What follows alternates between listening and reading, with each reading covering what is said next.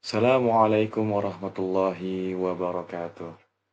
Alhamdulillah rabbil alamin.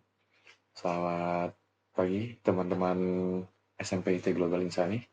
Untuk materi hari ini kita akan belajar apa itu kurban. Oke, selanjutnya kita lanjut di slide selanjutnya. Untuk pelaksanaan ibadah kurban berdasarkan kisah Nabi Ibrahim dan juga Nabi Ismail yang ada di buku paket kita di halaman 69. Kurban adalah sunnah muakkad atau sunnah yang amat dianjurkan bagi orang yang mampu khususnya. Jadi, jika orang yang memang sudah mampu atau kaya atau mapan, itu diwajibkan atau dianjurkan untuk berkurban. Apalagi di zaman sekarang ini kan kurban itu gampang sekali untuk membelinya dan kita sudah tahu tuh harga-harganya. Jadi tinggal dicek-cek aja. Atau memang sudah ada niat nih, di bulan besok, di bulan atau di tahun besok, saya mau berkurban ya Allah. Tolong bantulah. Jadi nanti Allah akan bantu untuk cara mencarinya itu seperti apa. Oke, untuk lanjut. Makna kurban. Kurban menurut bahasa yaitu mendekatkan diri kepada Allah. Dan juga menurut istilah yaitu menyembelih hewan pada Idul Adha di tanggal 10 Zulhijjah dan hari Tasyrik. Apa sih itu hari Tasyrik? Hari Tasyrik itu seperti hari yang tidak boleh berpuasa. Seperti itu tanggal 11, 12, dan 13 Zulhijjah. Dengan maksud beribadah kepada Allah Subhanahu wa Ta'ala. Nah, untuk hewan-hewan kurban itu apa aja sih yang boleh-boleh dikurban? Di sini ada 5. Yang pertama itu hewan domba, kedua kambing, ketiga sapi, keempat unta, dan yang kelima kerbau. Nah, kalian boleh pilih nih di antara kelima ini. Nah, biasanya kan kalau unta itu hanya ada di Masjidil Haram atau di Mekah saja. Kalian tinggal pilih aja di antara 4 ini, seperti domba atau kambing atau sapi atau kerbau. Semampunya kalian aja. Yang penting kalian sudah menjadikan itu dianjurkan oleh Allah Subhanahu wa taala. Selanjutnya, istilah lain dari kurban yaitu nahar dan juga udiyah yang berarti menyembelih hewan. Waktu pelaksanaan ibadah ini disebut Yaumun Nahri atau lebih dikenal dengan Idul Adha atau yang lebih sekarang lebih keren itu Eid Adha atau Eid Mubarak. Ya saya seperti itu. Atau di zaman-zaman sekarang.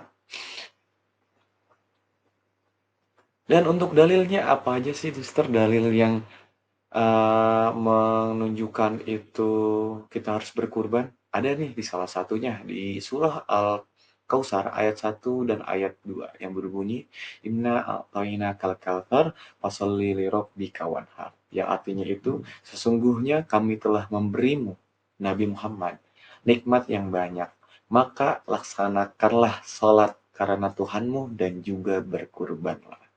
Seperti itu. Jadi memang untuk berkurban ini sangat dianjurkan oleh Allah Subhanahu wa taala untuk kita bisa mendekatkan diri kepada Allah. Selanjutnya, ketentuan. Nah, ini untuk ketentuan kurbannya nih. Hewan yang sah untuk bisa dijadikan kurban itu adalah yang pertama. Hewan itu tidak cacat. Tidak cacatnya maksudnya apa sih itu, Mister? Tidak cacatnya itu seperti pincang, putus telinga, sangat kurus, putus ekornya, dan ataupun itu sakit, bisa buta, dan lain sebagainya. Jadi itu untuk hewan yang tidak bisa dijadikan kurban. Dan yang kedua, itu hewan yang digunakan untuk kurban telah ditentukan jenisnya.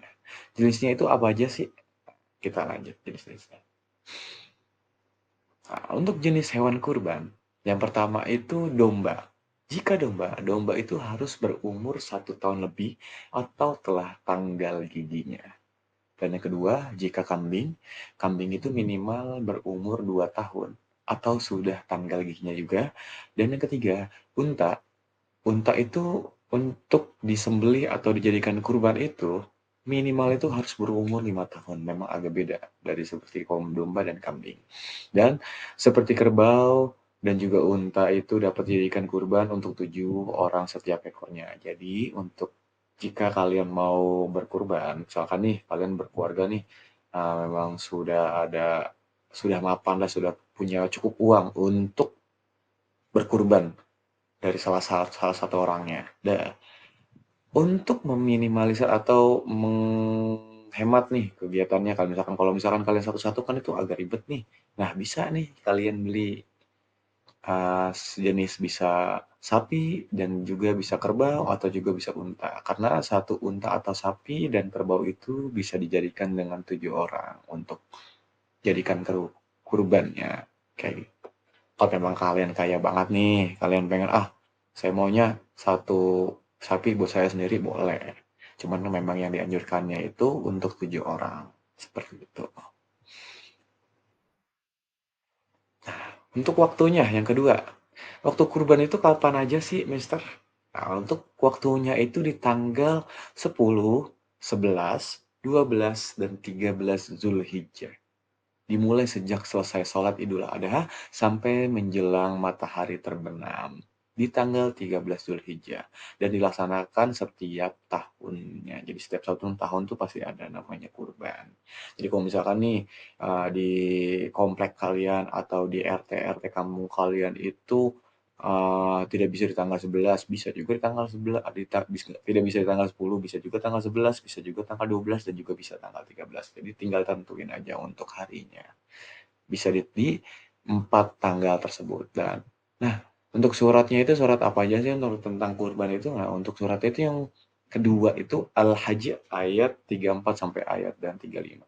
Dan bagi setiap umat telah kami syaratkan atau isyaratkan menyembelihkan atau kurban agar mereka menyebut nama Allah atas rezeki yang dikaruniaikan Allah kepada mereka berupa hewan ternak, maka Tuhanmu ialah Allah yang Maha Esa. Karena itu, berserah dirilah kamu kepadanya dan sampaikanlah kabar gembira kepada orang yang tunduk patuh kepadanya atau kepada Allah. Gitu. Selanjutnya, nah ini untuk praktek ibadah kurbannya. Nah, untuk praktek ibadah kurbannya itu seperti apa sih? Ini banyak sekali untuk praktek ibadah kurbannya. Yang pertama itu dapat dilaksanakan sendiri atau diserahkan kepada panitia. Maksudnya apa sih? Jadi kalau kalian bisa mau berkurban nih, kalian sudah punya nih salah satunya contoh uh, sapi, jangan bila sapi kegedean lah, kambing. Nah, untuk kambing itu kalian bisa menyembelihkan sendiri.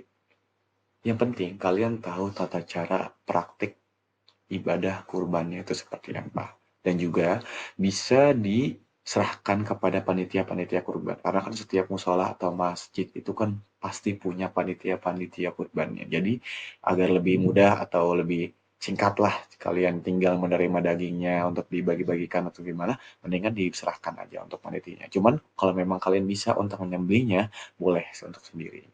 Dan yang kedua, pelaksanaan kurban itu jika pada tanggal 10 Zulhijjah dilaksanakan setelah sholat Idul Adha.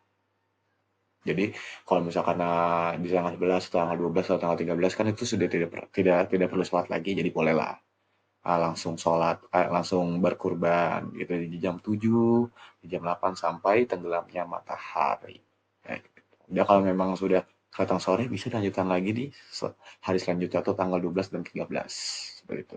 Dan jika di tanggal 10 tidak bisa, maka bisa di tanggal 11, 12, dan 13 yang tadi saya sudah jelaskan.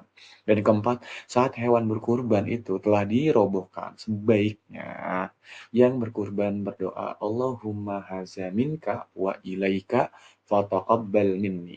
Yaitu yang artinya, ya Allah ini adalah darimu dan saya kembalikan lagi kepadamu.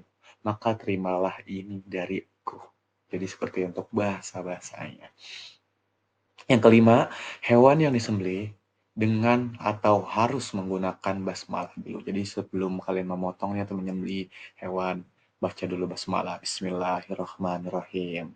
Dan yang keenam, orang yang hadir di sekeliling tempat nyembelihnya kurban dianjurkan membaca takbir. Jadi jika kalian nih sudah banyak nih orang pasti kan untuk setiap musola atau masjid itu kan banyak sekali yang nonton nih. Nah, dianjurkan itu setiap yang menonton itu harus membaca takbir. Allahu Akbar, Allahu Akbar, Allahu Akbar. La ilaha illallah, wallahu akbar. Allahu akbar walillahil hamd. Ya, contoh seperti itu. Oke, next kita lanjut. Cara pembagian. Nah, ini untuk cara pembagian daging kurban. Bagian daging kurban itu dalam keadaan sudah pasti mentah atau juga sudah dibagi-bagikan, apalagi kan sudah panitianya itu banyak. Jadi sudah dipisah-pisahkan dari tulang kakinya, dari dagingnya, dari pahanya, dari isi perutnya semua, sampai ke kotorannya itu. Yang pertama, apabila kurbannya wajib, jadi halnya kurbannya itu bernazar atau janji, maka bagi orang yang berkurban dan semua keluarganya yang nafkahnya menjadi tanggungannya, dilarang memakan daging kurban tersebut meski sedikit. Jadi jika ada yang bernazar ya janji, maka itu tidak boleh dimakan daging kurbannya, apalagi sama keluarganya. Tidak boleh meski sedikit sekali. Dan yang kedua, apabila kurbannya sunnah, ia dan keluarganya boleh mengambil dan juga memakannya sebagai bagian dari daging kurban tersebut. Boleh mengambil atau sepertiga dari daging tersebut, dan sepertiga lagi buat fakir miskin, dan sepertiga laginya untuk bisa diberikan kepada tetangga dan juga sahabat-sahabat terdekatnya. Nah, hikmah. Oke, kita masuk ke hikmah sekarang. Hikmah kurban itu bagi yang melaksanakan kurban itu yang pertama bisa menambah ketakwaan kepada Allah Subhanahu wa taala, menambahkan rasa syukur kepada Allah Subhanahu wa taala dan juga mewujudkan rasa tolong menolong kepada sesamanya. Oke, bagi yang bisa menerima kurban seperti kita yang pasti pernah sih ngerasain yang namanya menerima kurban itu. Untuk yang pertama itu nambah rasa iman kita kepada Allah Subhanahu wa taala dan juga menambah rasa syukur kepada Allah Subhanahu wa taala dan juga menambahkan semangat dalam kehidupannya dan bisa merasa ingin berkurban seperti yang lain. Jadi kita dapat memotivasi. Masa si anu bisa, kita nggak bisa. Tuh, jadinya seperti itu. Dan bagi masyarakat umum itu bisa mempererat tali persaudaraannya dan juga meningkatkan kesadaran hidup beragam. Seperti itu. Oke, untuk waktunya kita sudah cukup. Terima kasih untuk sudah menonton dan jangan lupa di sini saya sudah buat untuk soal kuis tentang berkorban.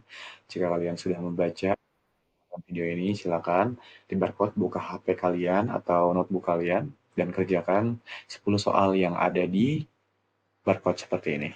Oke, dari saya cukup sekian. Hadanallahu wa iyyakum ajma'in. Assalamualaikum warahmatullahi wabarakatuh.